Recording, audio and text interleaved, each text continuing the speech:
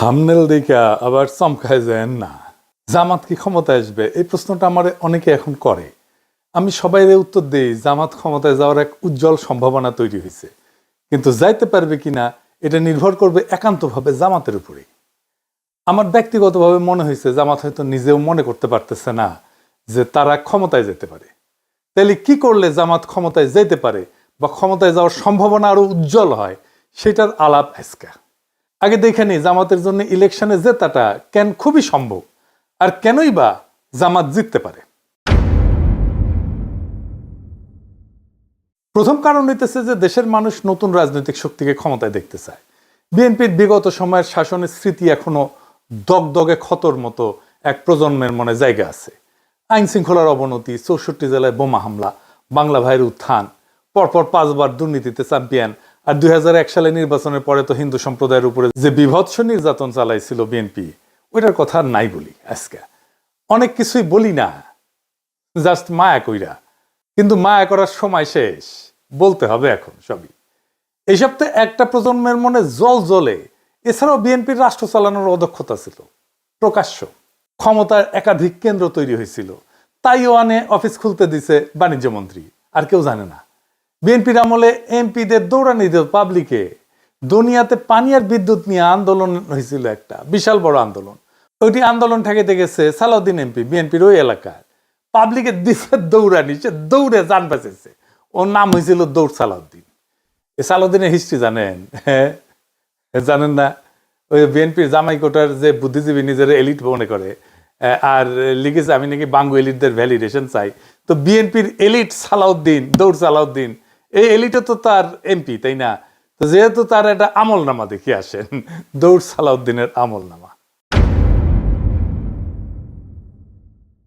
এই দৌড় সালাউদ্দিন এইচএসসি পাশ করে একটা জীবন বীমা কোম্পানির চাকরি করত। বীমা কোম্পানি একটা মাঠকর্মী ছিল, মানে ওই যে যে মানুষের দুয়ারে দুয়ারে যে তার ইন্স্যুরেন্স করাইতো, তারপর একটা কমিশন পাইতো। মুজিবও কিন্তু একই জিনিস ছিল আর কি। তো পরে চাকরি করা অবস্থায় একটা ট্রাক কিনে একটা রাশন ট্রাক না খোলে, ওই যে ক্ষুদ্র ভাতরা আবার রাশন ট্রাক দেখতে পাচ্ছে, রাশন ট্রাক না, এই এগুলা ঝরঝরা ট্রাক আর কি। এই ট্রাক দিয়ে ওর শ্যালক লুৎফর রহমানের একটা ইট ভাটা ছিল, ওই ইট ভাটায় মালামাল দিত আর কি। আর লুৎফর রহমান কে ছিল জানেন? শ্যামপুর ইউনিয়নের চেয়ারম্যান ছিল, আওয়ামী লীগের সভাপতি ছিল। তারপরে তো সে ড্যামরা, সায়দাবাদ, যাত্রাবাড়ি বাস টার্মিনাল এটার মাথা হয়ে দাঁড়ায়। একটা ট্রাকের মালিক আস্তে আস্তে আরো ট্রাক করতে করতে অঢেল সম্পত্তির মালিক হয়। আর ট্রাক ব্যবসার আড়ালে চলতে থাকে বাস টার্মিনালে চাঁদাবাজি। এর মধ্যে তার সাথে শ্রমিক দলের সখ্যতা গড়ে ওঠে। ধীরে ধীরে মূলধারার রাজনীতির সাথে তাকে সম্পৃক্ত করতে থাকে, আর 1991 বিএনপির টিকিট পেয়ে যায়। এই হইতেছে দৌড় সালাউদ্দিনের উত্থান কাহিনী, আমাদের জামাইকোটার বুদ্ধিজীবীর এলিট। জুরাইনের মাজার রোডের একটা সিএনজি ফিলিং স্টেশন আছে তার, ওই মাজার শরীফের জমি দখল কইরা ওই ফিলিং স্টেশন করেছে দৌড় সালাউদ্দিন। একটা পত্রিকাও কিনেছিল দেশ জনতা নামে। তো শ্যালক যেহেতু আওয়ামী লীগে, তার তেমন কোনো অসুবিধা হয়নি, একবার বোধহয় জেলে নিয়ে গেছিল। তো বিএনপির জামাইকোটার বুদ্ধিজীবীর কাছে তো এইচএসসি পাস চান্দাবাজ দৌড় সালাউদ্দিন হইতেছে এলিট, আর এইসব এলিটদের ইন্টেলেকচুয়াল ল্যাটেল হইতেছে এই জামাইকোটার বুদ্ধিজীবী। লজ্জা লাগে না? হ্যাঁ, যাই হোক, বিএনপির মেলা স্বীকৃতি আছে, আস্তে আস্তে আসবে আর কি। এই বিএনপি কি কম লুটপাট করেছে তার শাসন আমলে? তো এখন এই যে ইকোনমির অবস্থা দেখিচ্ছেন, দেশের এটা বিন্দু মাত্র লুটপাট সহ্য করার ক্ষমতা নাই। দেশটা ধ্বংস হয়ে যাবে, রাষ্ট্র নাই হয়ে যাবে লুটপাট হইলে। প্রফেসর ইউনূস লুটপাট বন্ধ করেছে, লুটপাট হয় না, রিজার্ভ কিন্তু বাড়িচ্ছে, কিন্তু ইকোনমি রিকভার করে নাই। এর উপরে যদি লুটপাট শুরু হয়, তাহলে দেশ নিজেই জয় বাংলা হয়ে যাবে। এটা পাবলিক বুঝে, সেই জন্যে তারা চায় দেশে যেন দুর্নীতি আর না হয়। এই যে র্যাব কারা বানাইছিল জানেন? বিএনপি বানাইছিল কেন জানেন? নিজের দলের গুন্ডাদের নিয়ন্ত্রণ করতে পারতেছিল না, র্যাব কইরা মারিছিল এই গুন্ডাদের। নারায়ণগঞ্জে ডেভিড বইলে এক বিএনপির নেতা ছিল, মমিনুল্লাহ ডেভিড। শামীম ওসমান তার কাছে দুগ্ধপোষ্য শিশু, নস্যি ছিল, তারে মারে র্যাব ক্রসফায়ারে। ভালো ক্রিকেট খেলতো কিন্তু ওই ডেভিড, কিন্তু হয়ে আউট ছিল শীর্ষ সন্ত্রাসী। সেনাবাহিনীর যে সিভিল ইস্যু সামলাতে নামানো যায় না, এই কমন সেন্স বিএনপির নেতাদের ছিল না, একজনেরও ছিল না। সেনাবাহিনীর মধ্যে মানবাধিকার লঙ্ঘন করে ফিরে যাওয়া সেনা কর্মকর্তার সৈনিকেরা যে মারাত্মক সমস্যা সৃষ্টি করেছে, এটার ক্ষত কতদিনে যে যায় আল্লাহ জানে। এটা সৃষ্টি করছে বিএনপি। এদের রাষ্ট্র চিন্তা কত দুর্বল, এরা রাজনীতি বোঝে না, রাষ্ট্র তো দূরের কথা। আর এইখানে জামাত তার প্রাসঙ্গিকতা তুলে ধরতে পারবে ভোটারদের কাছে। জামাত ক্ষমতায় আসলে তার নেতা মন্ত্রীরা দুর্নীতি করবে না, করেনি, আগে ছিল মন্ত্রী, এটা ধরে নেওয়া যায়। কিন্তু এর মানে কি দেশ চালাইতে পারবে? জামাতের লোকেরা শুনে অবাক হইতে পারেন যে আমার কাছে নানা দিক থেকে নানা ধরনের লোক জানতে চাইতেছে জামাত ক্ষমতায় আসলে কি করবে। অনেকে চায়নায় গেছি উঠেও জানতে চাইছে, কারণ তারা জানে যে আমি জামাতের ক্ষমতায় আসার সম্ভাবনার কথা প্রকাশ্যেই জোরের সাথে বলছি। যারা এই প্রশ্নগুলো করছে তার মধ্যে আছে ডিপ্লোম্যাট, ইন্টেলেকচুয়াল, বিদেশিরা তো আছেই, শীর্ষ ব্যবসায়ী আছে, নারী আছে, এমনকি আমার মাও জিজ্ঞেস করেছে। কি প্রশ্ন শুনলে অবাক হইবেন, বলতেছে জামাত ক্ষমতায় আসলে কি মদ খাওয়া বন্ধ করে দিবে, আমার ওদের মদ খেতে দিবে। এই প্রসঙ্গে ফরদ মজার ভাইয়ের একটা কৌতুক মনে আসলো আর কি, সত্য কৌতুক আর কি। উনি এক বিখ্যাত সম্পাদকের কথা কইতেন, বলতেন উনি নাকি ইসলামপন্থীরা ক্ষমতায় আসলে মদ খেতে পারবেন না, এই জন্য সেকুলারিজম প্রমোট করে।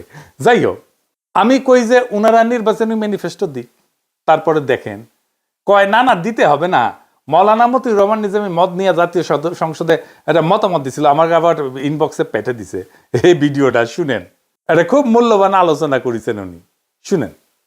মদ আল্লাহ তাআলা হারাম করেছেন, এটা কিয়ামত পর্যন্ত হারাম থাকবে। সারা দুনিয়ার সকল মানুষও যদি জায়েজ বলে, হালাল বলে, তবুও এটা হারাম থাকবে। আল্লাহ, রসুল এবং আখিরাতের প্রতি, কোরআনের প্রতি যারা ঈমান পোষণ করে তাদের কাছে মদের দাম কমানো বাড়ানো অথবা শুল্কের হ্রাস বৃদ্ধি তাদের কাছে কোনো ব্যাপারই নয়। মাংনাও যদি দেওয়া হয়, মদের ফ্যাক্টরির মধ্যে যদি বদ্ধ দরজা জানালার মধ্যে তাদের রাখা হয়, তবুও তারা আল্লাহর ভয়ে মদ স্পর্শ করবেন না।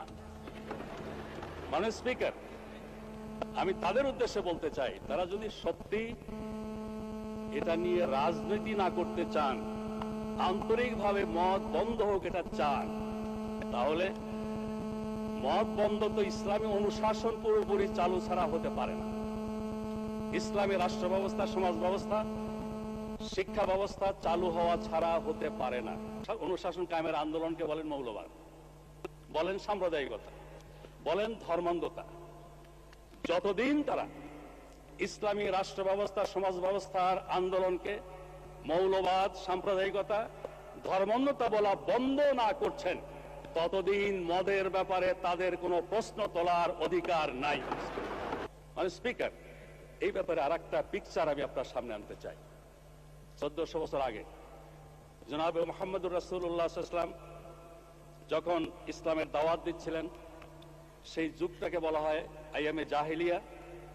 তখনকার দিনে মানুষের মদের আসক্তি আরো অনেক বেশি ছিল। আরবি ভাষায় দেখেছি মদের নাম 200-এরও বেশি। তাদের কাব্য সাহিত্যে মদের বন্দনায় ভরপুর। সেখানে বাড়িতে বাড়িতে মদের মটকি ছিল। আমেরিকার মতো এরকম প্রচার মিডিয়া ছিল না মোটিভেশনের জন্য, কিন্তু ইমানি শক্তি, আল্লাহ, রসুল, আখিরাতের প্রতি বিশ্বাস এমন একটা শক্তি, এই শক্তির বলে সেদিন পর্যায়ক্রমে মানুষকে তৈরি করে নিয়ে যে মদ নিষিদ্ধ করা হয়েছিল। আজকেও মুসলিম বিশ্বের সংখ্যাগরিষ্ঠ মানুষ আইনের কারণে নয়, আল্লাহর ভয়ে মদ থেকে দূরে থাকে। তো আমি এটা শুনে কই যে আমিও তো মদ খেতে নিষেধ করি, মানে ডাক্তারেরা আর কি। তো ওনারা কয় না না, ডাক্তাররা নিষেধ করলে সেটা অন্য কথা, কিন্তু মদ খেতে দিতে হবে। আমি কই না, খেতে দিলে সমস্যা কি? ওনারা বলেন যারা মদ খায় তারা তো এলিট, তারা ইকোনমি মেনটেন করে। তা আমি কইলাম না না না, এই যে বিএনপির জামাই কোটা বুদ্ধিজীবী, সে তো এলিট, সে তো মদ খায় না। তো এই প্রসঙ্গে একটা ইন্টারেস্টিং কৌতুকের কথা মনে আসলো, বিএনপি প্রসঙ্গে আর কি, মদ খাওয়া প্রসঙ্গে। জাদু মিয়া ছিলেন না, মশিউর রহমান জাদু মিয়া, ন্যাপ করতেন। তো বিএনপি তো ন্যাপ, মুসলিম লীগ আর সুটকা চাটকা আওয়ামী লীগ মিলে তো বিএনপি তৈরি। তো উনি মশিউর রহমান জাদু মিয়া পরে বিএনপি প্রতিষ্ঠাতাদের একজন ছিলেন আর কি। কথিত আছে যে মশিউর রহমান জাদু মিয়ার এই অগ্নিজল পান করার অভ্যাস ছিল আর কি। তো ভাসানী বক্তৃতা দিচ্ছেন, পাশে জাদু মিয়া বসে আছে। তো কইতেছেন ভাসানী অগ্নিঝরা কণ্ঠে কইতেছে, চালের দাম বাড়িছে, ডালের দাম বাড়িছে, তেলের দাম বাড়িছে, মদের দাম বাড়ছে কিনা কইতে পারবো না, জাদু মিয়া কইতে পারবে। তো এই মদ খাইতে পারবো কিনা এটা একটা বিরাট জিজ্ঞাসা। যারা মদ খায় না তারা আরো বেশি জিজ্ঞায়। নারীরা বলে যে তারা তাদের পছন্দ মতো পোশাক পরতে পারবে কিনা। একজন তো কইলো যে বিকিনি পরতে পারবে কিনা। আমি কইলাম বাংলাদেশের মেয়েরা কি সি বিচে বিকিনি পরে? হ্যাঁ, তো কয়ে না পরে না, কিন্তু পড়তে পারবে কিনা। মানে আগে থেকে কয়ে নিচ্ছে, কয়ে দিতে হবে পড়তে পারবে কিনা। যদিও বাংলাদেশের বেশিরভাগ তরুণ শিক্ষিত মেয়েরা হিজাব পরে, আমরা সেটাই দেখতে পাই। তারপরেও এই আতঙ্ক ছড়ানো হয়েছে বা হইতেছে। 1922 সালে কতটুকু পা খোলা রাখতে পারবে মেয়েরা সেটা নিয়ে পুলিশ ধরতে আমেরিকাত সি বিচে যায়। আর আমাদের এখনই দেওয়াই লাগবে বিকিনি পরার জন্য, পারমিশন দেওয়াই লাগবে। হ্যাঁ, আমার তো আপত্তি নাই, হ্যাঁ, আমি তো দিবেরই চাই। আমাকে দেন রাষ্ট্রপতি পদে দাঁড়াই, আমাকে মার্কা মনে আছে তো, বুলডোজার, সিল মারো রে সিল মারো, বুলডোজারের সিল মারো, মাইরা দেন, আমি বিকিনি পরার ডিক্রি জারি করে দেবো প্রথম দিনই। যাই হোক, দুর্নীতি বন্ধ করবে জামাত, সাথে সাথে এক মহা সমস্যা শুরু হবে। কি সেই সমস্যা? মহারাজ, বিশাল সমস্যা। এই যে রাষ্ট্রযন্ত্র, তার প্রত্যেকটা নাট বল্টু দুর্নীতিগ্রস্ত, চেয়ার টেবিল পর্যন্ত ঘুষ খায়। যেই আমলাতন্ত্রের উপরে সে বৈশা রাষ্ট্র চালাবে সেটাই তো করাপ্ট, আগা পাঁচতলা করাপ্ট। ব্যাংক থেকে লোন নিতে গেলে ব্যবসা প্রতিষ্ঠানগুলোকে ঘুষ দিতে হয়, ব্যাংকের এমডি কে, বোর্ড মেম্বারদেরকে। যে লোন নিবে সে তো কাস্টমার, তারাই তো তেলাবে ব্যাংক। তা না, উল্টা যে সেল করিচ্ছে সেই তেলা, সে তারাই কাস্টমার তেলাইতেছে। এটা কেমনে ম্যানেজ করবে জামাত? এটার একটা সিস্টেম লাগবে। এই সিস্টেম ওদের মাথায় আছে কিনা কে জানে। জামাতের মন্ত্রিসভা কেমন হবে? নারী মন্ত্রী থাকবে কিনা, কয়জন থাকবে? জামাতের সুরাতেও তো নারী সদস্য নয়। জামাতের কিন্তু একটা আলাদা নারী সংগঠন আছে যার নাম হচ্ছে বাংলাদেশ মহিলা জামাত ইসলাম। তো এটা 1970-এর দিকে এটা গঠিত হয়েছে। তো মহিলা জামাত দলীয়ভাবে আলাদা সংগঠন, কিন্তু কেন্দ্রীয়ভাবে জামাতের নেতৃত্বাধীন। তার মানে তাদের নিজস্ব আমিরা বা সভাপতি থাকেন, কিন্তু দলীয় নীতিগত সিদ্ধান্তের চূড়ান্ত কর্তৃত্ব পুরুষ নেতৃত্বের হাতে। তার মানে সিদ্ধান্ত গ্রহণের নারীদের সরাসরি অংশগ্রহণ নাই জামাতের। এটার একটা ফয়সালা দিতে হবে জামাতকে। কেমনে? এটা পরে আমি কিঞ্চিত একটা হিন্টস দেব। এরপরের ইস্যুটা জামাতের ঐতিহাসিক রাজনৈতিক ভুল নিয়ে। আমি আগেও বলছি, এখনো বলি, জামাতের রাজনৈতিক ভুলগুলা কেন হয়েছে তার কোনো গ্রহণযোগ্য ব্যাখ্যা দাঁড় করাতে পারে না জামাত। সেই পাকিস্তান সৃষ্টির আন্দোলনে জিন্নার বিরোধিতা, জমিদারি উচ্ছেদের বিরোধিতা করা, 1971-এ স্বাধীন বাংলাদেশের অভ্যুদয়ের বিরোধিতা করা, এটা কোনো গ্রহণযোগ্য ব্যাখ্যা দাঁড় করাতে পারে নাই জামাত। হাসিনার মতো বললে হবে না যে অতীতের ভুল ত্রুটি ক্ষমা সুন্দর দৃষ্টিতে দেখিয়া আওয়ামী লীগকে একবার দেশ সেবার সুযোগ দিন, এটা কইলে হবে না। ফিলোসফিক্যালি আর একটা সমস্যা আছে জামাতে। সেটা কি? ফিলোসফিক্যালি জামাতের রাজনৈতিক দর্শন দাঁড়ায় আছে মৌলানা মওদুদির উপরে। মৌলানা মওদুদি একজন দুর্দান্ত মেধাবী পলিটিক্যাল থিঙ্কার এবং ফিলোসফার, কিন্তু উনি তো সমাজতন্ত্রের পতন দেখে যাননি, উনি তো ওয়ার অন টেরর দেখেন নাই, উনি তো সারা দুনিয়া জুড়ে ইসলাম বিদ্বেষ দেখেন নাই, উনি তো ইসলাম কোপানো দেখেন নাই, উনি ডেমোক্রেসির সংকট দেখেন নাই, সোশ্যাল মিডিয়ার পাওয়ার দেখেন নাই, আর্টিফিশিয়াল ইন্টেলিজেন্স দেখেন নাই।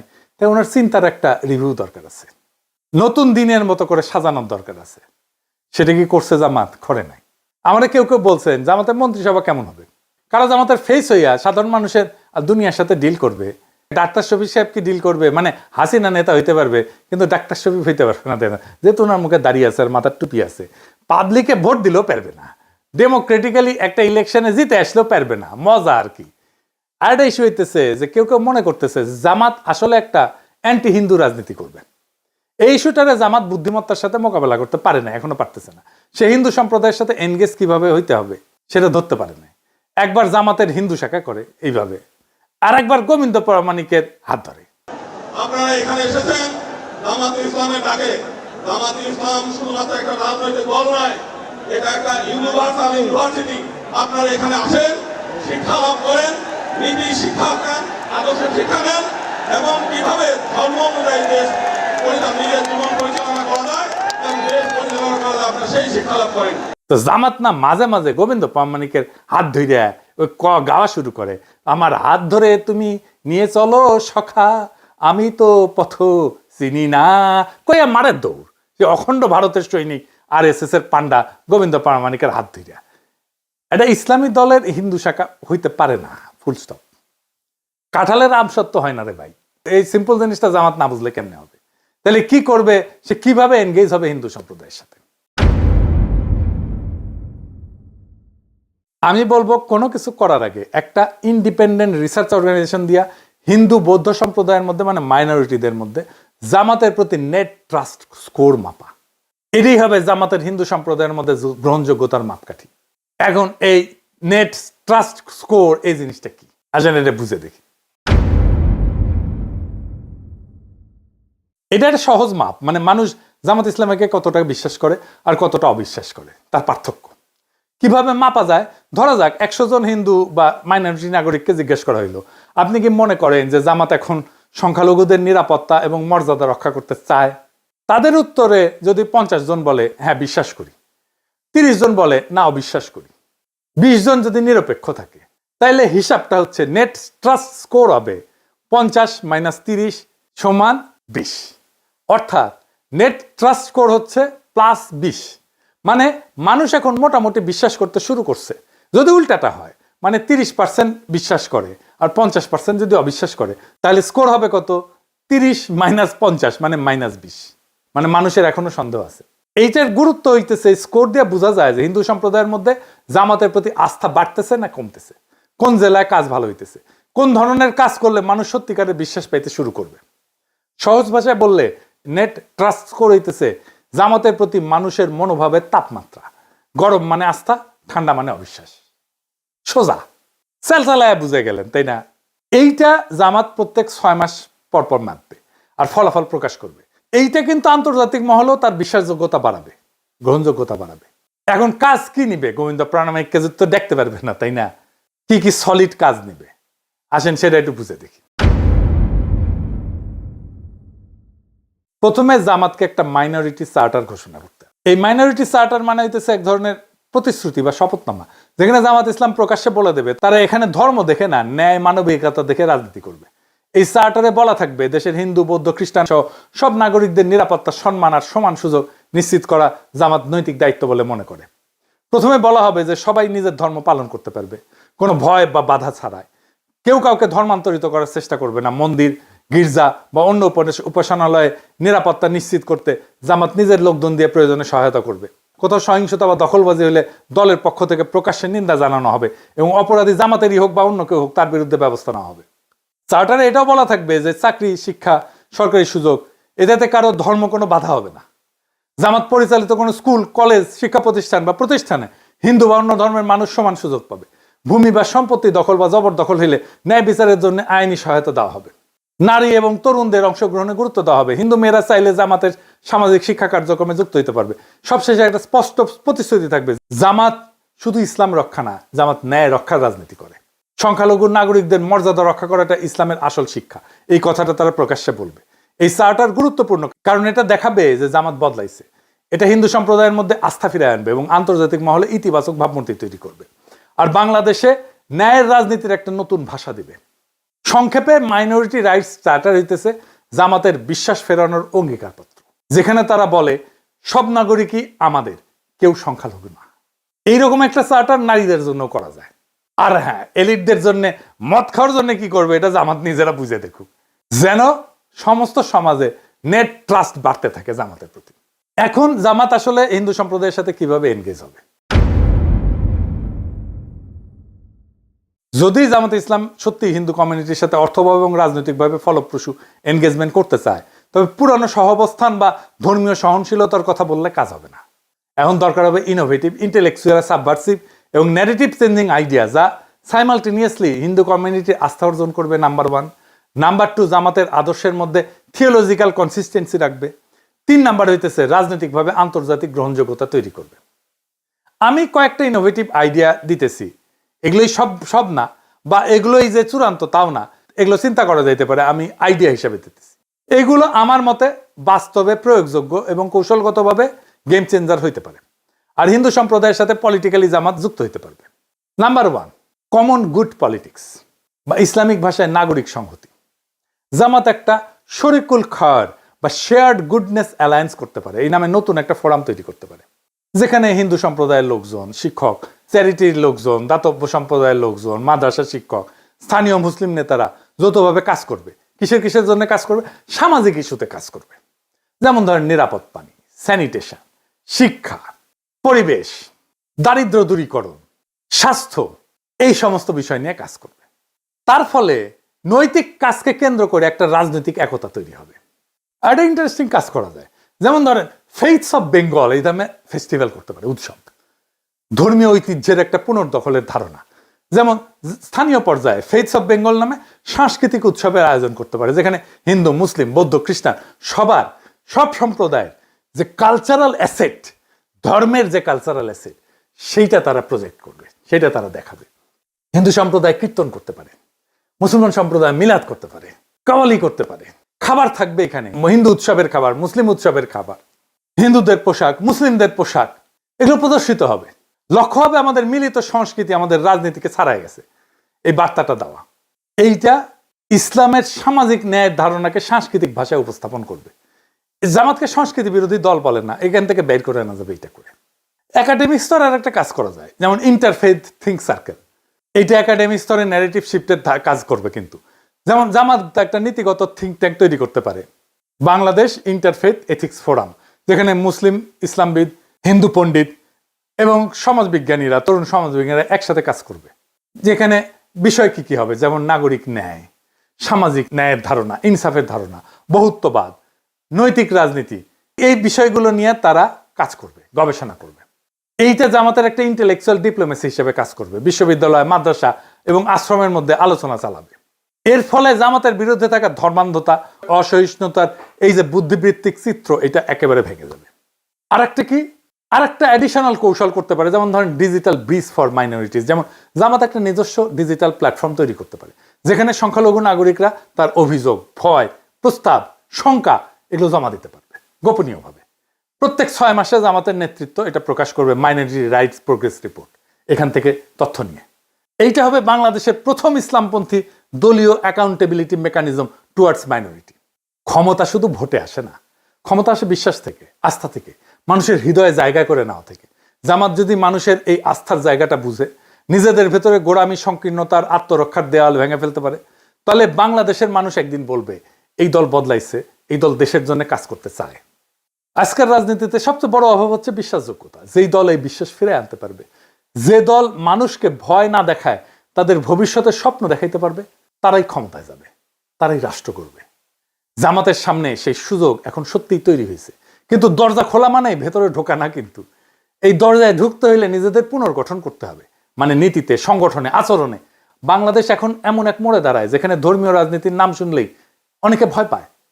যদি জামাত সেই ভয়কে ভাঙতে পারে, যদি তারা দেখাতে পারে ধর্ম মানে বিভাজন না, ধর্ম মানে ন্যায়, ধর্ম মানে ইনসাফ, ধর্ম মানে ঐক্য, বহুত্বের মধ্যে ঐক্য, তাহলে একদিন তারা শুধু নির্বাচনে না, মানুষের হৃদয়ে জয়ী হবে। এখন সময় জামাতের জন্য ইতিহাসের সামনে দাঁড়ানোর, অন্যদের বদনাম দিয়ে না, নিজেদের পরিবর্তনের শক্তি দিয়ে প্রমাণ করার। বাংলাদেশে এখন ন্যায়ের রাজনীতি এখনো সম্ভব, ইনসাফের রাজনীতি এখনো সম্ভব। আর সেই রাজনীতি ইসলামের আলো থেকেই জন্ম নিতে পারে। ইনকিলাব জিন্দাবাদ।